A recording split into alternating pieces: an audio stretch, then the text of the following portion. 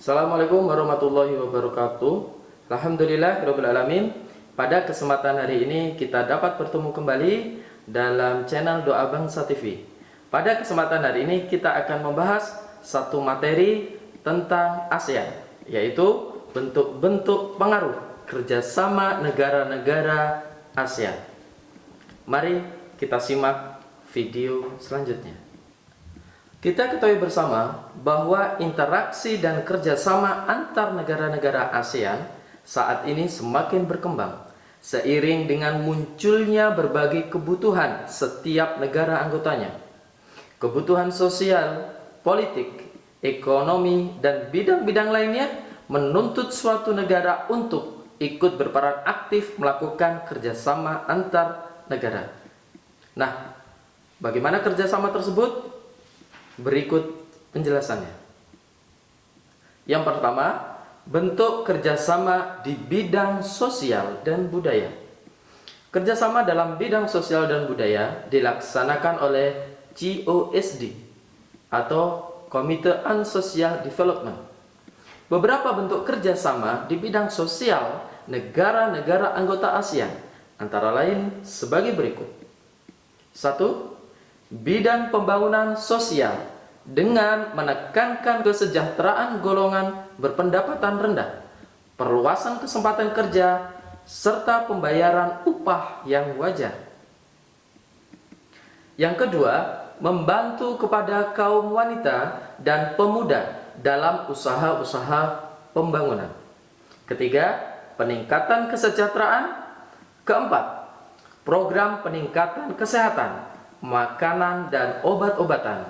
Dan yang terakhir, pertukaran budaya dan seni, juga festival film ASEAN. Selanjutnya, bidang kerjasama di bidang politik dan keamanan. Kerjasama ini menyepakati adanya ZOPFAN, Traktat Persahabatan dan Kerjasama. Berikut ini adalah beberapa contoh kerjasama ASEAN di bidang politik serta keamanan. 1. Traktat Bantuan Hukum Timbal Balik di Bidang Pidana atau Treaty on Mutual Assistance in Criminal Matters. Kedua, Konvensi ASEAN tentang Pemberantasan Terorisme, ASEAN Convention of Counter-Terrorism. Ketiga, penyelesaian sengketa Laut Cina Selatan. Nah, itu adalah beberapa contoh dari kegiatan bidang politik dan keamanan. Selanjutnya adalah bentuk kerjasama di bidang pendidikan. Baik, kerjasama bilateral maupun multilateral di bidang pendidikan terus dilakukan oleh negara-negara ASEAN demi tercapainya tujuan meningkatkan kualitas pendidikan di Asia Tenggara dan meningkatnya daya saing internasional. Berikut ini adalah contoh bentuk kerjasama negara-negara ASEAN dalam bidang pendidikan. Pertama, ASEAN Council of Teachers Convention. Kedua, penawaran beasiswa pendidikan. Ketiga, Olimpiade di bidang pendidikan. Nah, setelah kita tadi membahas tentang bentuk-bentuk kerjasama ASEAN, sekarang bagaimana pengaruh kerjasama ASEAN tersebut? Yang pertama, pengaruh perubahan ruang dan interaksi antar ruang terhadap keberlangsungan kehidupan ekonomi di negara-negara ASEAN. Para pemimpin ASEAN sepakat untuk membentuk sebuah pasar tunggal di kawasan Asia Tenggara pada akhir 2015. Kesepakatan ini dilakukan agar daya saing ASEAN meningkat serta bisa menyaingi Tiongkok dan India. Untuk apa? Untuk menarik investasi asing masuk ke wilayah ASEAN. Penanaman modal asing di wilayah ini sangat dibutuhkan untuk memperluas lapangan pekerjaan dan meningkatkan kesejahteraan. Pasar tunggal ini disebut dengan istilah Masyarakat Ekonomi ASEAN atau MEA. Secara bertahap, MEA membuka peluang satu negara untuk menjual barang dan jasa dengan mudah ke negara-negara anggota ASEAN. Selain itu, akan dibentuk pasar tenaga kerja profesional seperti ada dokter, ahli keteknikan, guru, dan akuntan. Pengaruh yang kedua yaitu di perubahan ruang dan interaksi antar ruang terhadap keberlangsungan kehidupan sosial di negara-negara ASEAN. Kondisi dan status sosial masyarakat Asia Tenggara yang berbeda dan hidup berdampingan terkadang memunculkan pertentangan karena perbedaan kepentingan. Di tahun 2015, ribuan pengungsi warga Myanmar membanjiri negara-negara tetangga, yaitu Malaysia, Thailand, dan Indonesia dengan menggunakan perahu. Pengungsi ini kemudian dikenal sebagai manusia perahu. ASEAN mengimbau untuk negara-negara seluruh anggota menerima untuk sementara para manusia perahu itu atas pertimbangan kemanusiaan. Itulah kondisi sosial sebagai bentuk kerjasama negara-negara ASEAN. Selanjutnya adalah pengaruh perubahan ruang dan interaksi antar ruang terhadap keberlangsungan kehidupan budaya di negara-negara ASEAN. Kebudayaan adalah salah satu di antara 3 pilar utama ASEAN dalam proses mengarah ke tujuan membangun komunitas pada tahun 2015.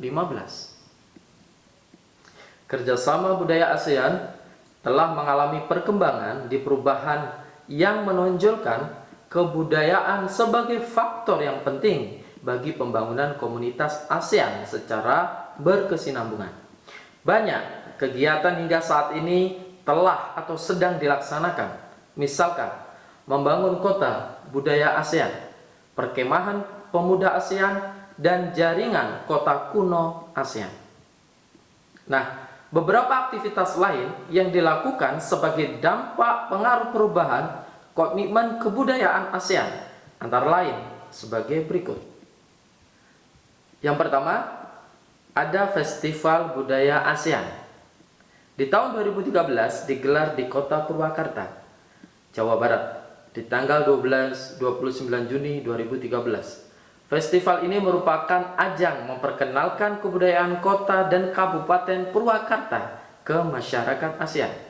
Juga merupakan ajang mempertautkan dan memperkenalkan kebudayaan sesama negara-negara di ASEAN. Yang kedua, dilanjutkan dengan Perkemahan Budaya Serumpun ASEAN. Perkemahan budaya serumpun adalah kegiatan perkemahan budaya negara-negara di ASEAN yang diprakarsai 3 negara, yaitu Indonesia, Malaysia, dan Brunei Darussalam. Kegiatan perkemahan ini bertujuan untuk menanamkan dan meningkatkan pemahaman, penghayatan, nilai-nilai budaya bangsa serumpun demi menciptakan ketahanan budaya. Yang terakhir adalah industri musik. Musik merupakan salah satu hasil dari budaya. Konser, festival musik, dan berbagai event lainnya merupakan salah satu kegiatan dalam menunjang kerjasama ASEAN di bidang industri musik. Selain pengaruh-pengaruh yang telah kita bahas di atas tadi, selanjutnya adalah pengaruh perubahan ruang dan interaksi antar ruang terhadap keberlangsungan kehidupan politik di negara-negara ASEAN. Beberapa kasus yang menjadi sorotan dalam bidang politik antara lain: 1. Sengketa perbatasan wilayah. Masalah perbatasan wilayah telah terjadi persoalan di beberapa negara ASEAN seperti kasus Pulau Natuna, kasus Sipadan dan Ligitan, kasus Kepulauan Spratly dan Kuil Pratswir, dan Pulau Pedra Branca yang ada di ASEAN. Sengketa perebutan wilayah yang mengklaim atau mengakui kepemilikan suatu wilayah tersebut terkadang menimbulkan konflik antar negara, sehingga perbatasan wilayah sangat sensitif apabila terjadi sengketa.